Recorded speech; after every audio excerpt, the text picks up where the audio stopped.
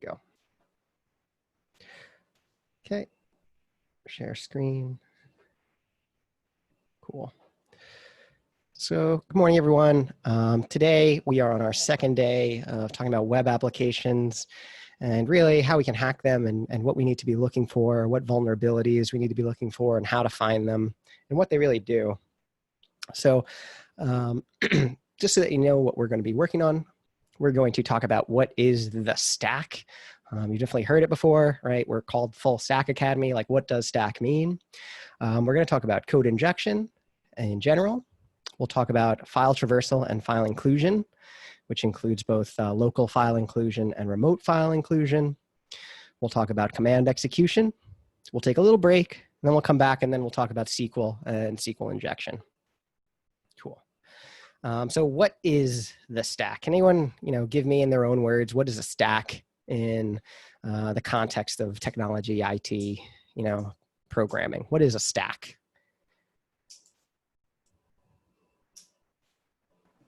A compiling language. For compiling language, what else? What do you think of when you think of a stack? It takes into account both the front and back end of an. I like that. So it's taking part a front and a back end, which is important for web applications. Can we give me another example or another term for front end and back end? You've definitely used it before. You'll kick yourself when I tell you what it is. Is it client and server or host and server? Absolutely. We got client and server. So here we'll just spill the beans here and tell you what is a stack. We have the actual definition, right? So it's the set of technologies that an organization will use to build a web or a mobile app. So a group of technologies we use to build an application. So what's included in that? That's the programming languages, what frameworks for those programming languages, any libraries, any patterns, what servers, any UI and user experience solutions or software you make, right? All of that stuff is included in the stack. So let's kind of like take a look at what that might look like. All right, so here's an example of a stack. We have a client side and a server side, and let's just take this apart. On the client side, we know we have HTML, CSS, and JavaScript, right? Those are the big three languages. But for each of those languages, we have something like called Bootstrap, right? Which will make your CSS styled properly. It's like a framework for that. We also have JavaScript frameworks that help manipulate the DOM, or really all of the elements that you see on your page, so that they like kind of move around and they react to things. We have a whole bunch of different libraries that manage that. And then, of course, we also have the other side of it, the server side. We could look at the stack or view it like this. We have a database, and we'll talk a bit more about those. We have a backend language, and we have a web server. And we could break each of those things down. In backend languages, we know we have PHP. That's something we're a little bit familiar with. But there's also other popular ones like Ruby and Ruby on Rails. Python has its own Flask, so you can build Python servers, right? We have Apache and Nginx, and then we have different kinds of databases. So ones that you've probably heard of are MySQL, but there's other ones like Postgres and MongoDB and Redis, right? So we have all different kinds of technologies that are going to be stacking together in such a way to build our web application. And so what I want you to think of for hacking it is realizing there's a whole bunch of different pieces that are together. And in order to make it do what we want, it's kind of, it's not like this. It's not like this. Let's make this actually play, right? That's what you're going to do. You're going to learn as much as you can about the system. And if you just hit it in such an exact way, it'll do what you want it to do, right? What you have to understand is there's the complex thing with a whole bunch of pieces moving together, and our goal is that we can hit it in such a way that it does what we want it to do, okay? All right. So these days, you don't need to write much code to build a web app, right? You might have friends or family that have built their own websites, their own blogs, maybe their own e-commerce store, right? Some of them may not have had any programming experience, and none of that's really needed these days. Because there's frameworks or libraries or tools like a CMS, a content management system, where you can kind of just like go to a website that once you have it set up and kind of just choose some options, make it look the way you want. You want to add e-commerce functionality, you just add a plugin, and now your website is a store, right? All of this without having to write any code. And we're not just talking about open source stuff like WordPress.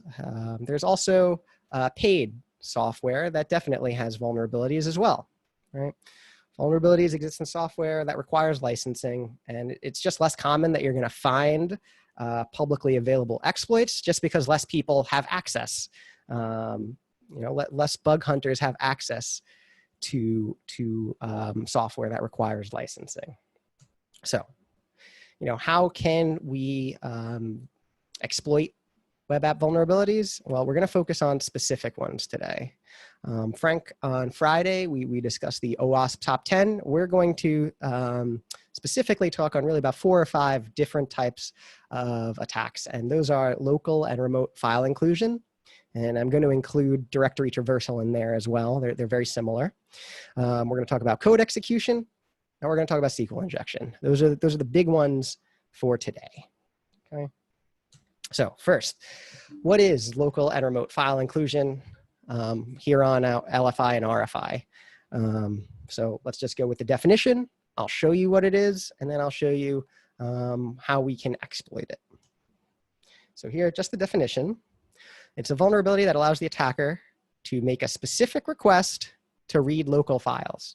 So, just like the Fonzie has to hit the jukebox in a specific way, that's what we're going to be doing. We're going to be hitting the server in a specific way that it does something that we want. And this particular attack is to read files that are on that web server. Okay, that's local file inclusion. The opposite, or not the opposite, but its brother is remote file inclusion. This is making the server read or execute files from a remote server. So we have one local to itself, one remote to itself. So let's take a look at what this actually looks like. Some context for what my demo is what's going on in my demo. I have 2 VMs running. I have my Kali Linux 2020.1 and Metasploitable 2. Metasploitable is a VM that comes equipped with a whole bunch of services running on it. It's made to be hacked, right? It is purposefully vulnerable. And it's running a web server on it. And we're going to go check out that web server. It's obviously got some vulnerabilities that I want to show you. So here's my first problem, though. I have them both running. Here's my Kali. Here's the first challenge of the day. Okay. I'm ready to start attacking that web server, or getting at least some information, more information. How do I find out the IP address of the machine I want to attack?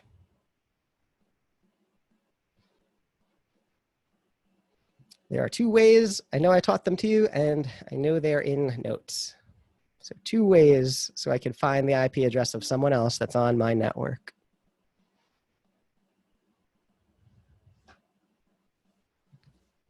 You would have to go to the DNS server and ask it.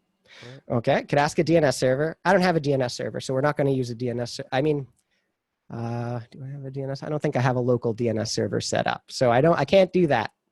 What are the other 2 ways we found before we knew who the DNS server was? How did we find who else was on the network? Ping. I hear it. Say it louder. Eager host, right? All the IP addresses, but Right. you lock in the first 24. Right. Say that one more time. So you ping all the IP addresses but you lock the first 3 spots. And then you Okay, I see. So here we go. I have my loopback address and these 2 cards. I know that it's on this network. I'll just tell you that right now. This 192.168.40.193. That's my IP address. And Shlomo's telling me to do a ping sweep of 192.168.40.x, where X is going to be from 1 to 254, something like that, right? Do a ping sweep of this network. Cool, that's one way I could do it. Does anyone recall the other way I can do it? I told you I couldn't do it on PWK, but I could do it on my own network because these guys they're not separated by a VPN. Does anyone remember? Oops, don't want to show you.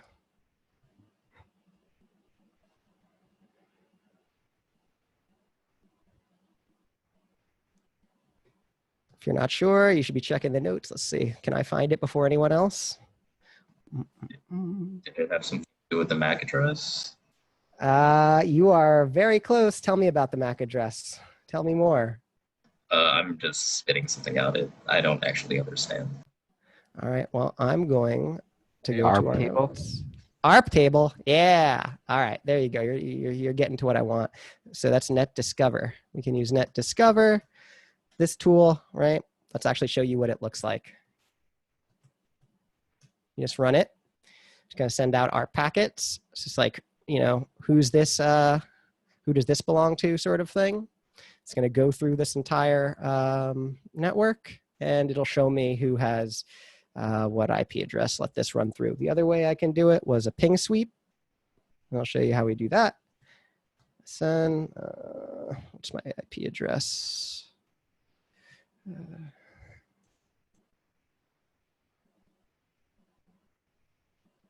Copy that. Copy that. 24. Okay, do it both ways to show you.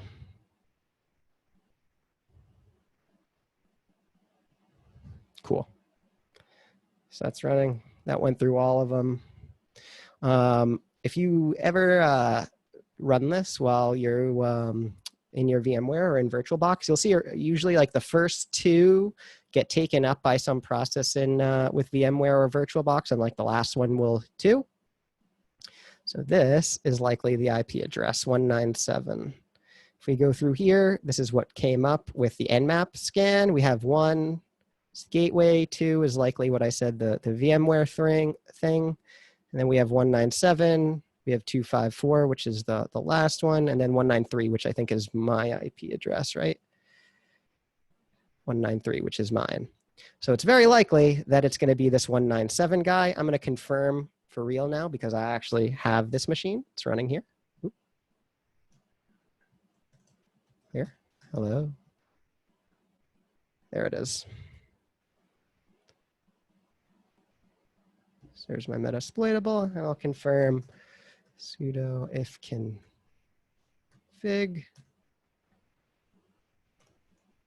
And you can see it's, I can't actually do it because I don't have a mouse on this one, but it's 192.168.40.197. If anyone sees, they can confirm there under ETH0. Cool. So we found the IP address of that machine that I've got up there. I'm just going to run a basic Nmap on it. 192.168. What was it? 40.197. Just like you would with any other machine, right? Just the basic Nmap will have that running on the side. Cool. I already told you it has a web server on it, so I'm actually going to go check it out. Oh, cool. It ran it really fast. Like I told you, Metasploitable is made to be hacked. So as you see here, unlike a bunch of the PWK boxes, there's a whole bunch of services that are open on this machine, right? Way more than you normally see, some of these high port ones. But we're interested in HTTP, right? We're talking about web apps today. So I'm actually going to go visit. 193, was that it? 194? What was it? 197. Cool. And here we go. Here's the web server. And there's actually a few web apps running on this machine. The one we're interested in is this DVWA. And we're just going to talk about DVWA for the rest of the time. Just so you all know, DVWA is, as you can see, it's the Damn Vulnerable Web App. It's a web app that was made specifically for people learning hacking and penetration testing. Okay. And so I'm going to show you now, I have a whole bunch, you can see here, there's a whole bunch of vulnerabilities, and we can see how they work very nice and cleanly. The one thing I want to make sure about, though, is that this is set to the lowest settings so I can show it to you. Okay, cool. All this to get to file inclusion. So let's get back and remind ourselves very quickly, what is file inclusion? So we're just going to go here.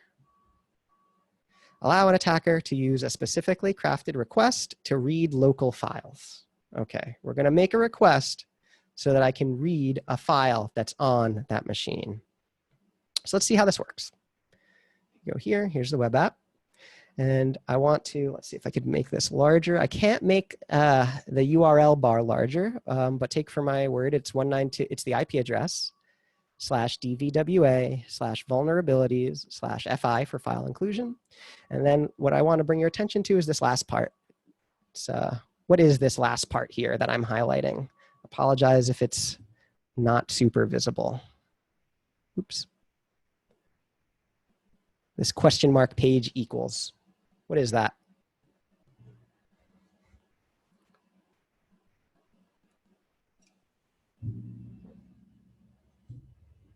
What is that? Is it that after, since it's after the question mark, it's it's saying to input those words into whatever field?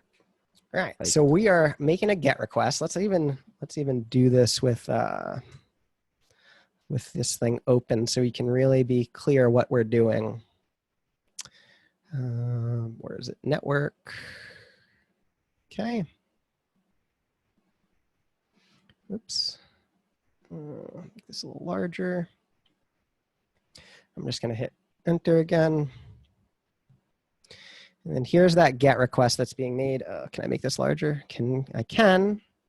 And you can see here, question mark page equals include PHP. That's what I wanted to show you.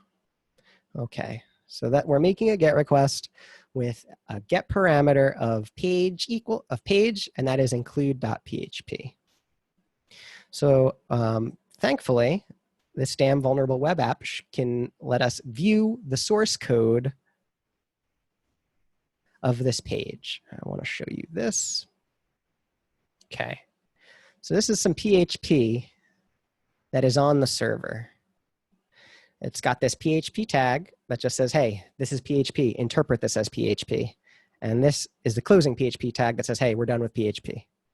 And so this is the one line. And what is it saying? We're going to read this as PHP. $file means we're setting a variable name called file. And it has this $_get dictionary, essentially. And the key page, and what do we think this file variable is going to be set to? If we set it to whatever the page is, and I run this, what do we think it's going to be? That include.php. Exactly. So with this code right here is saying use the get parameter that's under page and set that variable file right there. We're going to include that page. So we can include.php. What if we can include other things? So the common way you can check this is what's called directory traversal. And we can just say, well, what if we, instead of doing page.php, we do .. And I could keep doing this. And then we'll say /etc/password.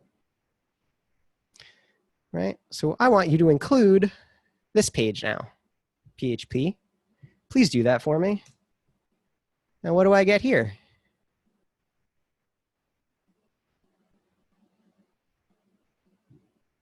What is all that? What does that look like? The list of users. All right, this is the Etsy password file. It's being read and just spit out right here. Right? It's literally letting me read other files. Now, I don't know exactly where I am, but I know if I keep doing .. eventually I'll get to the very root. And I know that /etsy/password is right at the top of the root. I could look at other things too, right? Like that'll give me the users. If I check out shadow, maybe it'll let me see shadow. No, it's not letting me see shadow. It says I got permission denied. But I could see other files too. I could see like maybe Etsy groups. Etsy groups. Etsy group. I could see all the groups that are on this machine. Right? This is more information I'm getting. But these are all files that are local to this machine, the 192.168.40.197 machine. I am able to read files. And why am I able to? Because whoever wrote this web app, let's look at their code. Where is it? Boop, boop, boop. Right, if I go down here, there should be a button that lets me see the code. Oh, it's at the bottom. Here it is, right?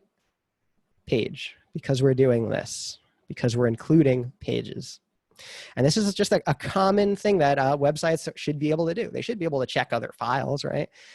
This web page should be able to check other files, but what it shouldn't be able to do is go all the way to the root and see things that it shouldn't have access to, right? Some developer was a little sloppy with what they gave access to here. Okay.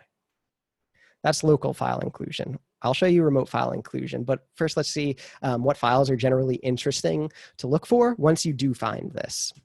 So Etsy password, so you can find all users, and don't worry, you don't have to write this down, I'll put this up. Etsy shadow, if you have the ability to read this, potentially you can get password hashes that you can crack in the future. Show you how to crack them tomorrow. Etsy issue sometimes has important information. Etsy group, like I showed you before, you can see all the groups.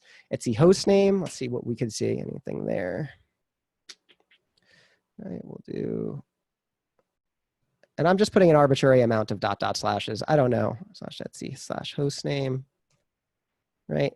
Its host name is Metasploitable. You can get that information. And, you know, plenty more, right? There's all of these logs under Apache, under var log Apache or var log HTTPD. There's a whole bunch of logs you can look under for more information. You can look under config files, right? So say, for example, I know this is running WordPress. Well, why don't I look at the WordPress config files? Maybe I could see passwords that WordPress uses to get into the database and stuff like that. Okay, cool. Interesting files on Windows. Again, you don't have to write these down. I will show you all of these and give you a cheat sheet for, you know, places you'll want to look. So again, Windows can be web servers, and these are places you might want to check out for more information when you're doing your recon if you find local file inclusion. So check out Etsy hosts, www.root. This desktop.ini sometimes has information. This XAMPP configuration files, which is XAMPP is another stack, kind of like Apache, PHP, and MySQL. Cool. So these are the interesting files you're going to want to look at. So let's talk about remote file inclusion and how it's slightly different. Before I do that, questions on local?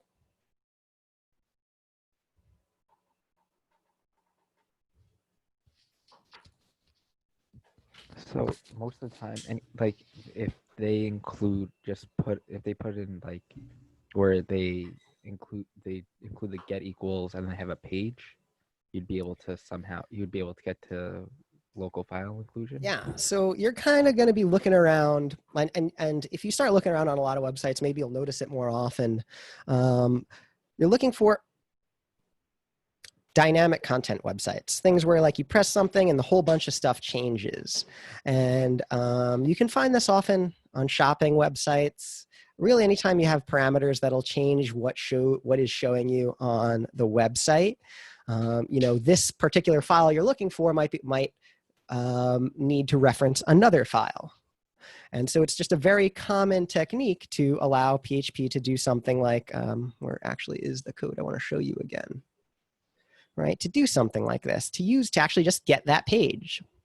Now I'll show you what developers should be doing to prevent this sort of stuff, to prevent this behavior, but I do want you to know that there is a valid intended behavior of this, right? This makes our lives easier, so different files can reference other files in the back end, okay? It's vulnerable because it's set up in such a way that I can go ask for any file and no one's stopping me. Any file that's on the machine, right? So this is local file inclusion. I want to show you remote file inclusion and how it's different. Remote file inclusion means that it will reference a page that is not local to itself, right? So what would that first look like? So let's do the same thing here. I'm going to go back to, actually, let me make this a little smaller for myself. We're going to go here to file inclusion again. And instead of include.php, I'm going to go to example.com. Oops. Copy that. And instead of include.php, we're just going to paste that link right there. And we're going to include that whole page. And it doesn't work.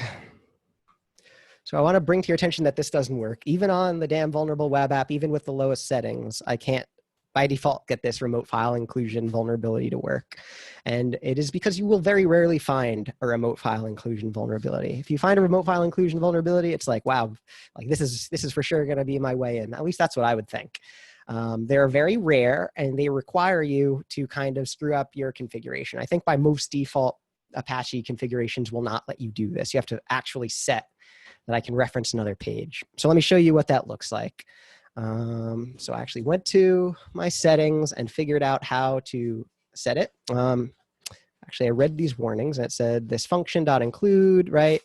It says URL file access is disabled, right? So it's telling me I can't do the thing I'm trying to do. And so I looked to figure out where that info is. And if you maybe have seen this page before, has anyone seen this? A page that looks like this as they were doing their recon on one of the machines. I see some shakes, some miss. You'll see a page like this eventually. It's PHP info. It's like the info on the server, and you can find out like where the configuration files are, right? So it's saying it's using this configuration file, this etc php5 cgi php.ini. So this is the configuration file I need to change so that I can do my remote file inclusion. Okay, let's do it. I'm gonna actually just go over to this box. I own this box, right? It's mine. So I'm just going to edit that file, and I'll show you exactly what it looks like. You know, etc php5 cgi php.ini. And I'm just gonna use nano. Okay, I'm just gonna open up this file. Ooh. And this is a PHP initialization and configuration file.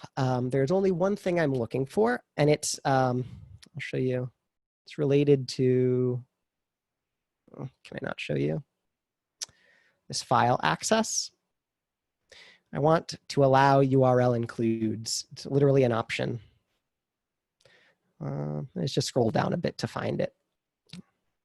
While I'm scrolling down, any questions?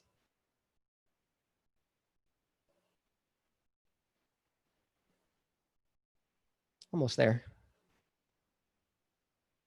Almost there. File uploads. There it is. See this option here? Allow URL include. It says off.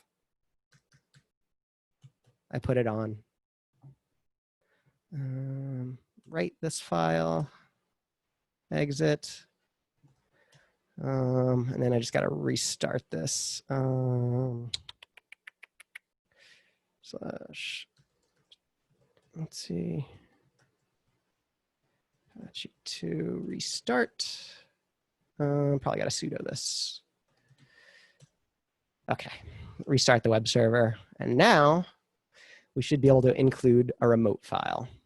So I just want you all to be aware, I have to literally set this so that I can do it by default. You don't usually see this type of vulnerability. Okay, so now we're gonna do the same thing again. I'm just gonna send the same request. And look at what comes onto this page now. All of example.com is loaded into the page. All right, not super interesting, you say. I don't care so much about loading example.com. I'm a hacker. Why don't I load my own payload on a server that I run and say, hey, web server, go run this code on my malicious server. So let's do that. Okay, I'm in Scrap. I'm gonna remove this exploit.txt because that was my demo for myself. All right, let's make an exploit.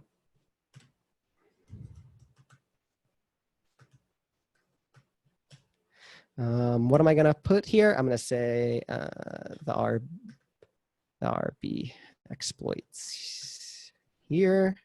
And then, so I'm just, this part's just text. And then I'm going to put in some PHP. Right, PHP. So I think it looks like this, question mark PHP. I think it closes question mark like that. And I'm going to say echo. We are running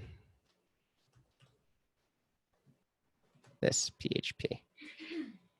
Okay. I want to show you this two ways, because there's two things happening here.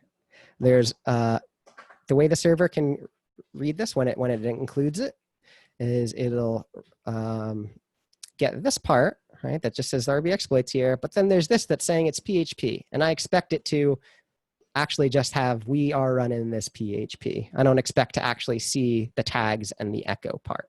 Okay. Okay. Cool. So here's my exploit.txt. You can see that, right? All it is that. Okay, how do I host this on a web server? I want to host this. How do I do it? Give me two options. You can copy it into your HTML folder. Okay, Right. that's one way. What's the other way? Python, no, right? Use Python. Use Python. I'm going to use Python. It's generally the easier way, right? So I'm just going to say Python 3-m http.server 1337. That's, oops, 37. Okay, so now I just have a web server right there. Let's test it out, make sure that it works. What's my IP address? This. All right, let's go visit my web server. :1337. I definitely am missing a 1 right here. Okay, right, here's my web server. You can see if I go to exploit.txt, this is this. You can see that the PHP is not being executed right now. I know that because it just shows it to me. Okay, PHP is not being executed. So we're going to copy that. And now we're going to include it here. Okay. I want you to be aware this is a remote file inclusion. You see that this file is remote to this machine. And hit enter. Okay. And if we look at the top, we see just the main text, and we also see the text I echoed. So this is my confirmation that this server isn't just reading that PHP, it's actually running that PHP too. What does this mean for me? What can I do now that I know that it's running this PHP?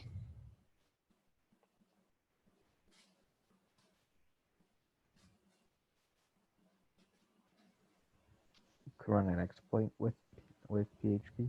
Yeah. Instead of just, right, like look at my exploit right now. All it does is echo something. Let's see. Clear cd scrap. All my exploit does is echo something right now.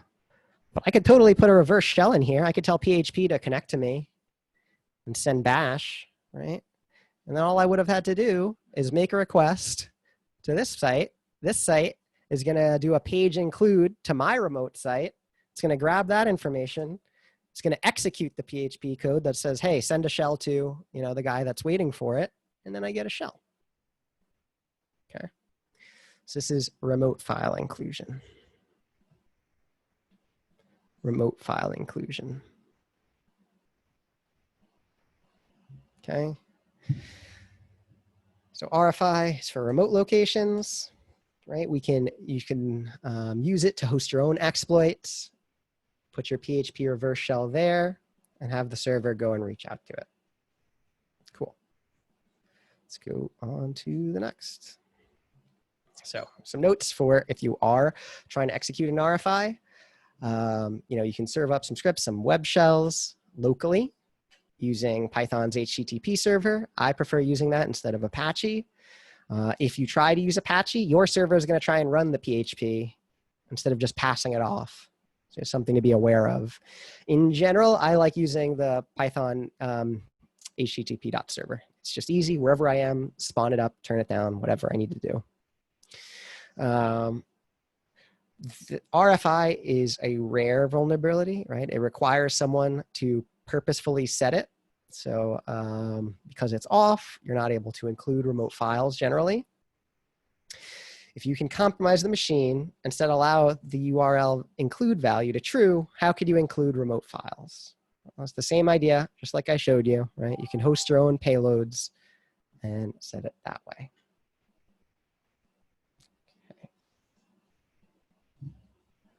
Where's my mouse?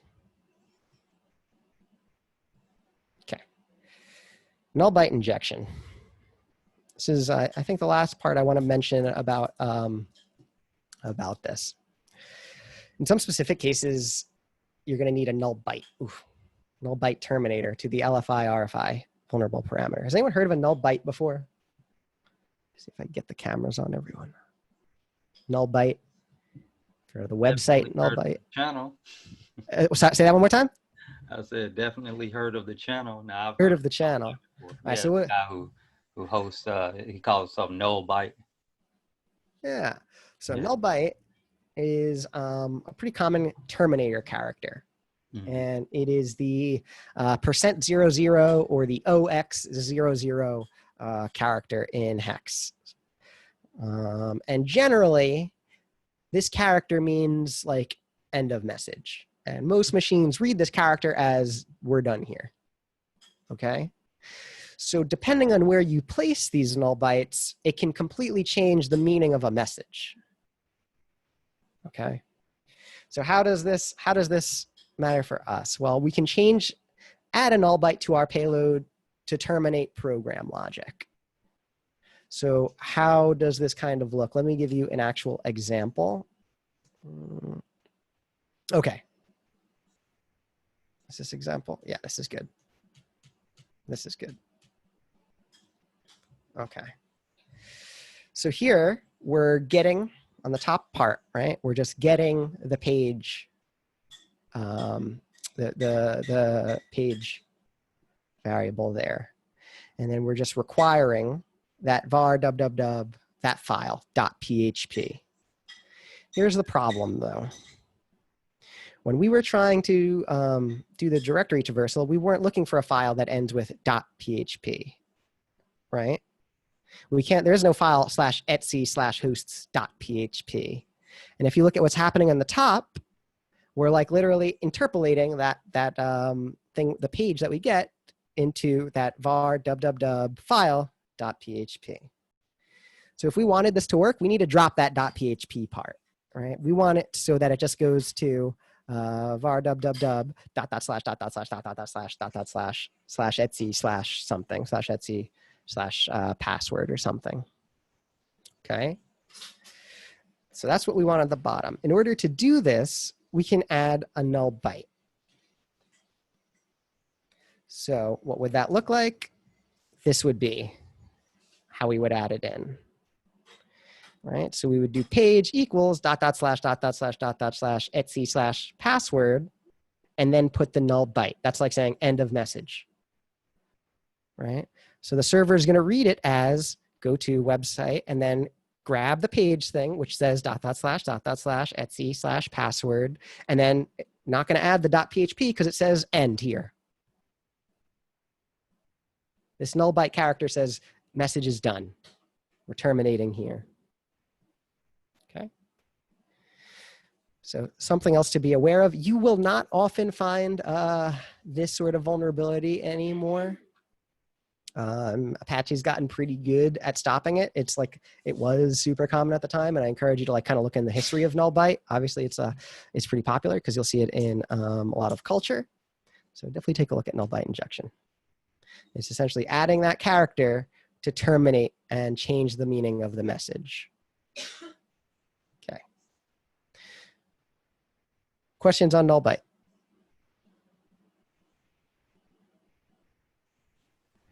Practically, how does that affect like what you're trying to do?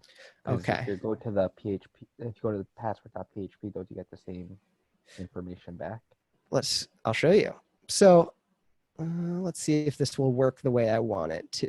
I'm gonna go here to include .php, right? And I want to show you the code. Do we have it here? This is what it looks like. Oops, that's not what I want. Let me close that. Okay, so this is what it does now, right? It just grabs that file. Imagine if this code grabbed the file and added a .php at the end of it. So no matter what I did, it would always be file.php. So instead of it looking like this, .. a few of these, Etsy /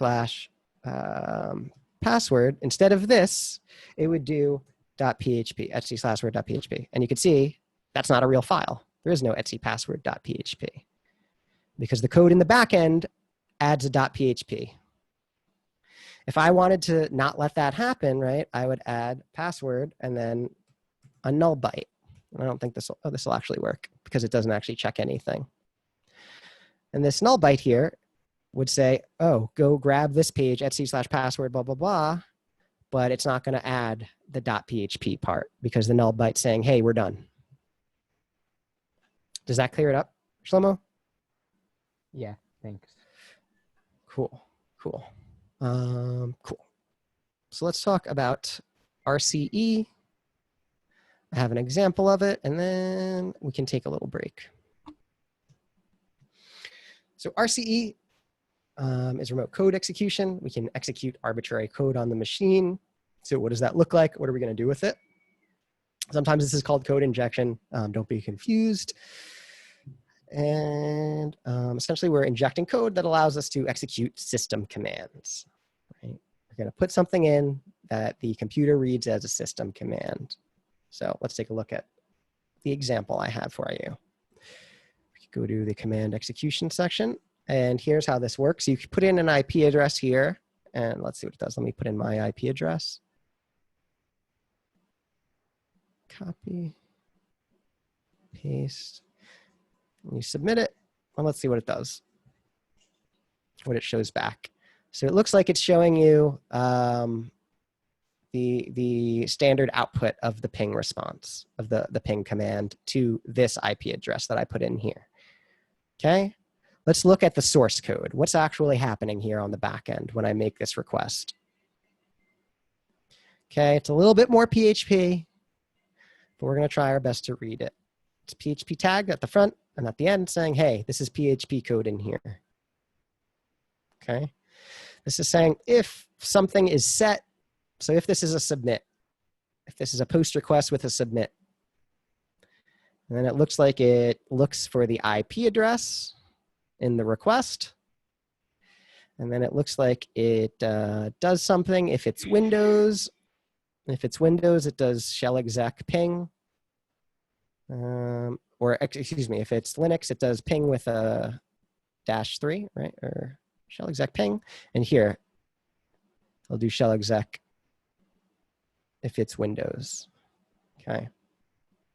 Cool. So if we're following what's happening, the part that I put in is here, right? I put in an IP address, and the server reads that over here and grabs it, this variable.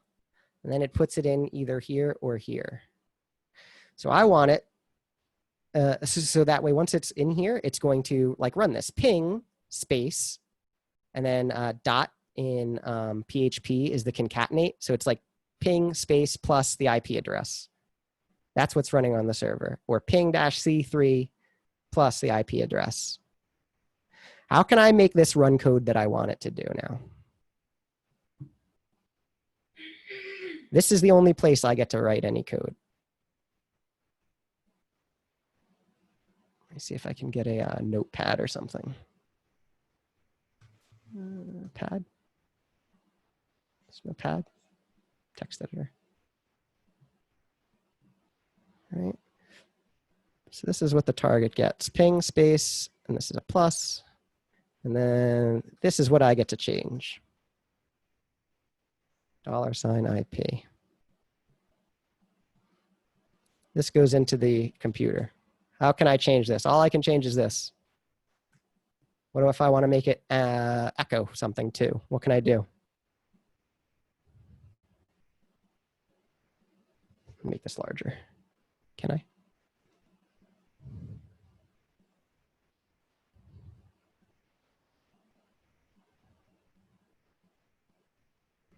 Don't know if I can make it larger, but maybe this will make it more clear if I just put it into a terminal.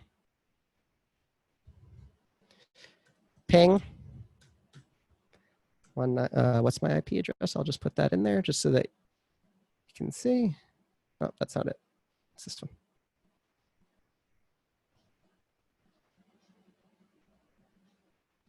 Copy. Okay.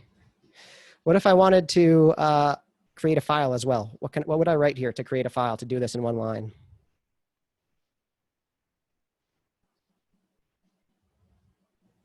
Just output it to a file, right? Could do that, but what if I wanted to not output the ping to a file? What if I just wanted to touch a new file? How would I do that on one line?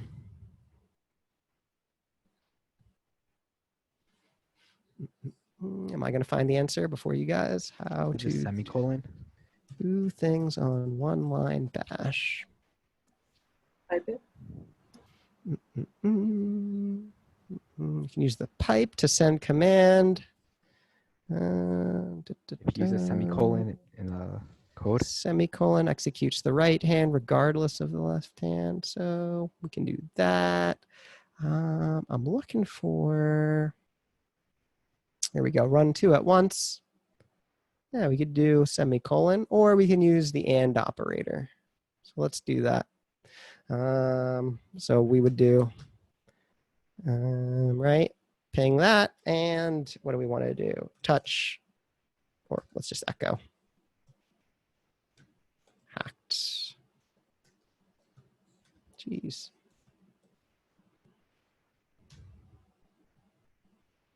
Okay. And then it did both. Kind of annoying because it ping does it twice. It goes on forever, but we could do ping dash C3. Cool. So you can see I'm doing two things at once now, right? So let's look again at this code, what this is doing. Use source. It's going to do ping space, or we'll look at this one. It's going to send some string to shell exec. Remember how like when we were learning Python, we have like, you can import OS and do os.exec, I think it is, to execute from the command line. So this is doing the same thing here. So now let's not put in just our IP address. And echo hello.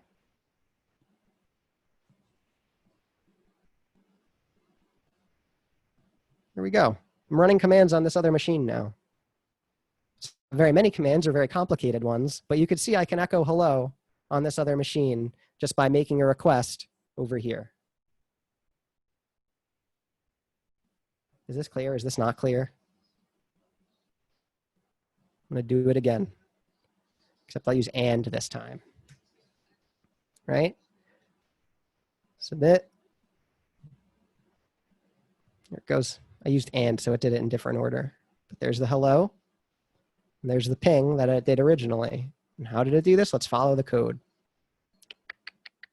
Where is it? Right? This is what it ends up running. It runs the command, has this string here, $target. $target is whatever I put in here. We assume it's just going to be an IP address, but it doesn't have to be, because I'm a bad guy. I could do whatever I want. Okay. Is this clear? Is this not clear? Can I get questions about this, please?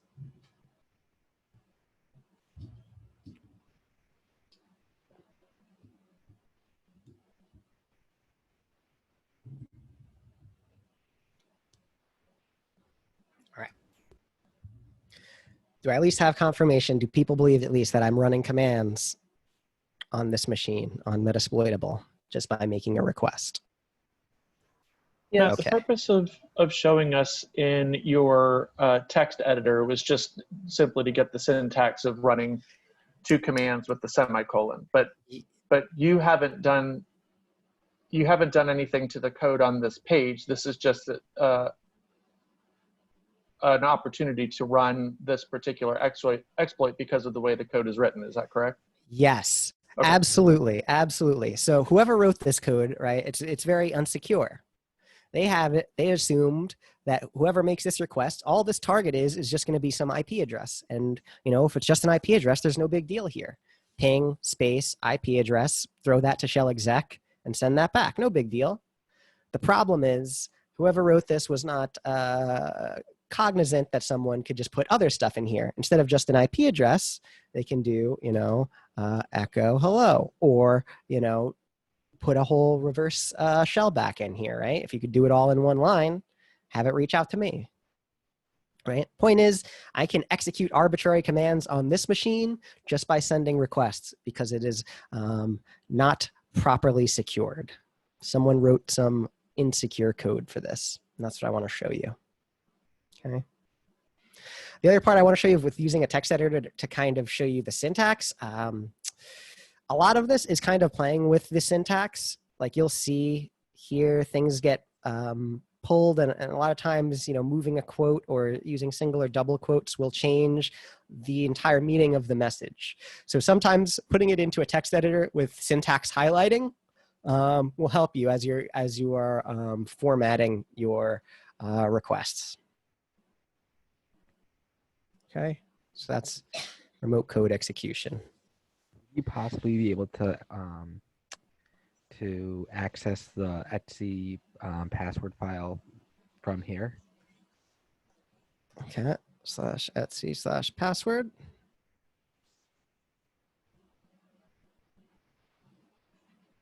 There it is. There it is. Right. So the way I would think about this is once I knew I had command execution like this, right? Like I would just test it out. Maybe I would like just test out a hello to see if I even do get to execute anything. And now I'd be like, oh, this is what I would do. I would say reverse shell cheat sheet pen test monkey, and I'd go here and I would probably throw this in. Let's even try it. Live hacking. Okay. Hopefully this will work. We'll change this to my IP address, which is this. What is my IP address?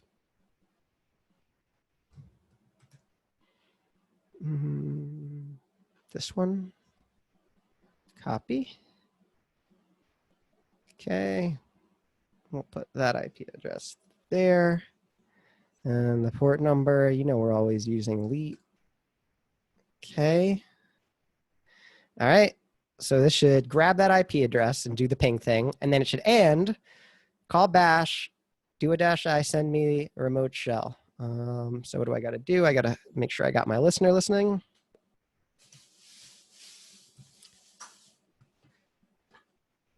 Looks good. Looks good. Oh. What did I do wrong here? Live debugging. Always fun. The port is still active. Yep. Right, that's that. Yeah, you could see where's 1337? Somewhere it's listening. Python It's at the file top. up. All right. So here we got this server. We'll just kill it. And we'll set up our listener. We're listening. All right, ready, guys? Here's the exciting moment. Let's see if we get a shell.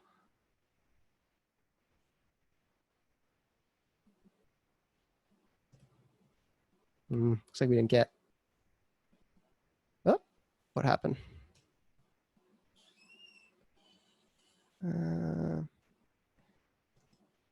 Nope, let's try again.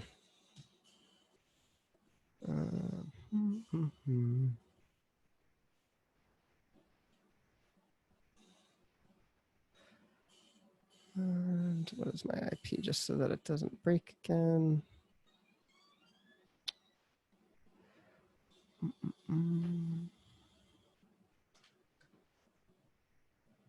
Oh, that's me. Copy.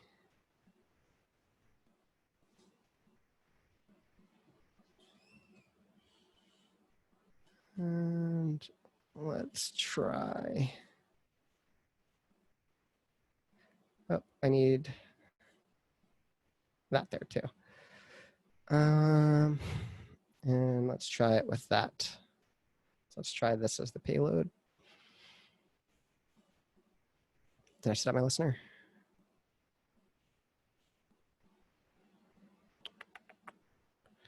I don't know. Looks like I'm not able to catch it. I'll try again later today. This should be what I want.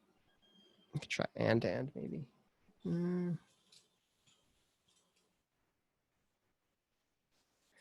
Or maybe try this whole thing in quotes. No. You need 2 ampersands if you're going to do it with the end ampersand.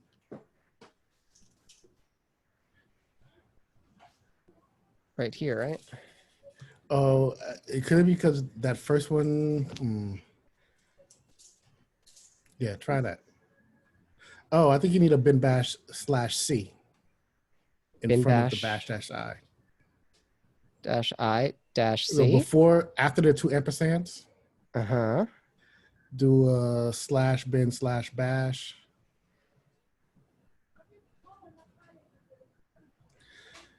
No. Well, yeah, okay, do -C, bin bash -C, and then do bash. Yeah, Like try that? that. Yeah. All right, let's see. Got the listener running. Let me save this payload. So if I retry it, fingers crossed. No, it's not catching. Not catching. All right, I'll try this over lunch and see if I could get it for you guys to work. But that's what I would be trying next if I had command execution. Okay. So that takes us to SQL and SQL injections. I want us to take a 10-minute break before I start with that. Before I do, though, do we have any questions or anything else they'd like me to discuss on those specific vulnerabilities? So whenever, let's say you're pinging something that IP address could be arbitrary, and then you can put whatever